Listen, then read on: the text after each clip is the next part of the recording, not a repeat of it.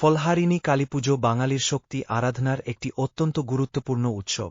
জ্যৈষ্ঠ মাসের কৃষ্ণপক্ষের চতুর্দশী তিথিতে এই পুজো অনুষ্ঠিত হয়। মাহাত্ম্য ও নামকরণ। ফলহারিণী শব্দের আক্ষরিক অর্থ হল যিনি ফল হরণ করেন। শাস্ত্রমতে দেবী কালী মানুষের কর্মফল হরণ করে তাকে মোক্ষ প্রদান করেন। এই পুজোর মাধ্যমে ভক্তরা তাদের শুভ ও অশুভ যাবতীয় কর্মফল মায়ের চরণে সমর্পণ করেন। বিশ্বাস করা হয় যে নিষ্ঠাভরে এই পুজো করলে যাবতীয় অমঙ্গল দূর হয়। বিশেষ রীতি ও ফলদান।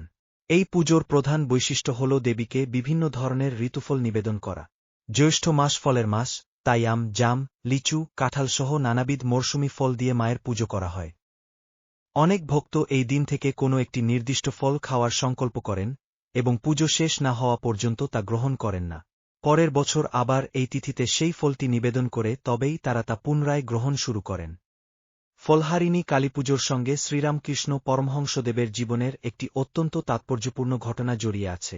1872 সালের এই তিথিতেই তিনি দক্ষিণেশ্বরে নিজের স্ত্রী শারদা দেবীকে জগদ্ধাত্রী জ্ঞানে পুজো করেছিলেন, যা ষোড়শী পুজো নামে পরিচিত।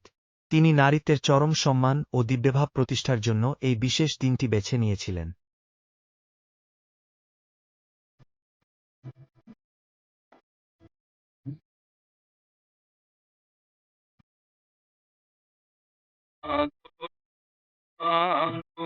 আনন্দময়ী